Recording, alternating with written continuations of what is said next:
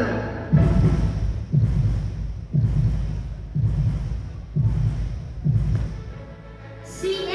36, UHF, Radio World Broadcasting Corporation. Isang prestihiyosong pagkilala ang iginawad ng kapisanan ng mga broadcaster ng Pilipinas o KBP sa CLTV 36 bilang Best Provincial TV Station sa ginanap na 28th KBP Golden Dove Awards nitong Huwebes, June 26. Pahayag ni Billy San Juan, Radio World Broadcasting Corporation Media Group Head, ang parangal ay hindi lamang para sa istasyon, kundi para sa buong organisasyon. This is a recognition of our brand, our unique blend of informing and entertaining our local audiences. Radio World Broadcasting Corporation is on its 30th year. The RBC Media Group, which CLTV 36 is a part of. Dagdag pa ni San Juan, inaalay ng CLTV 36 ang pagkilalang ito sa mga patuloy na tumatangkilik sa lokal at makabuluhang content ng himpilan.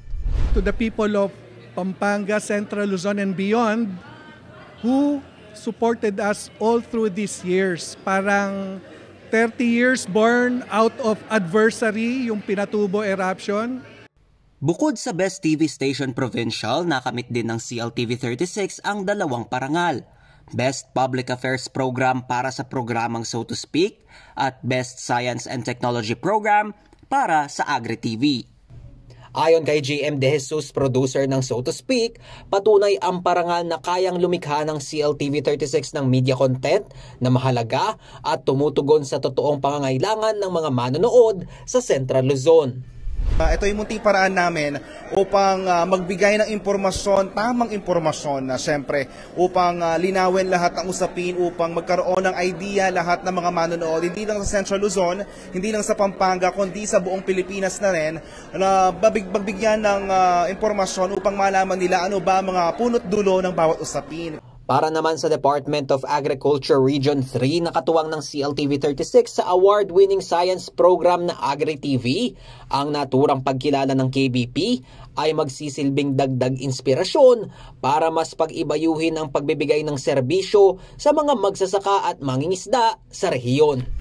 Nagsisilbuit yung inspirasyon pa para sa amin upang magsikap pa po kami na mas matulungan po natin yung atin po mga magsasaka at mangingisda ng Central Luzon na mas mapaangat pa po natin yung kanilang mga kabuhayan. Ipinaliwanag din ng Public Relations Officer ng ahensya na si Ernest Payawal na ang konsepto ng Agri-TV ay bunga ng sayantipikong pananaliksik ng kanilang kagawaran. Layunin daw nitong maghatid ng makabuluhang kaalaman sa mga stakeholder ng agrikultura. Science-based yung itinuturo natin sa atin po mga magsasaka kasi meron tayong mga research programs or researches na iginagawa sa atin pong kagawaran ng Department of Agriculture Central Luzon na marami doon ay hindi pa naipapublish or hindi pa naibabahagi sa atin pong mga magsasaka at mangingisda, especially sa Central Luzon. So ang Agri-TV Central Luzon ay nagsisilbing platform po upang maibahagi natin yung mga pananaliksik na ito, epektibong pananaliksik upang ma-adapt po ng atin po mga magsasaka at mangingisda.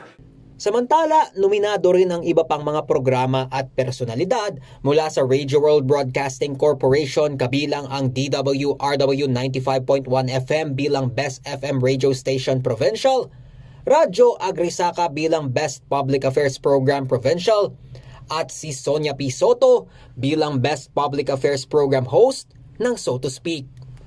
Ayon kay Tyra Mendoza, Vice President at Operations Head ng RW 95.1 FM, ang naturang mga parangal at pagkilala ay bunga ng malasakit sa komunidad na sinimulan ng kanilang founder na si Levi P. Laus. Lahat naman kasi nagsimula yan talaga sa pagmamahal ng ating founder na si Mr. Levi P. Laus sa ating probinsya, sa probinsyang Kapampangan, sa Ciudad San Fernando. It all emanated from that. Kaya itinayo niya ang radio station ng RW 95.1 FM under Radio World Broadcasting Corporation way back in 1995. Tiniyak din ni Mendoza na patuloy na mag-a-adjust ang media outfits ng Radio World Broadcasting Corporation sa makabagong panahon upang mapalawak pa ang kanilang serbisyo. So asahan po ninyo na mas marami pa ang ihahandog po ng RBC, ng Radio World Broadcasting Corporation, now that we are reaching beyond channels as well.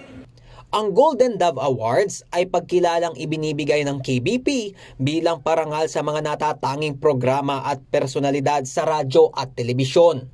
Layunin ng kapisanan na isulong ang kahusayan, kredibilidad at dedikasyon ng mga media outlet sa buong bansa. Lizan Morten, CLTV 36 News.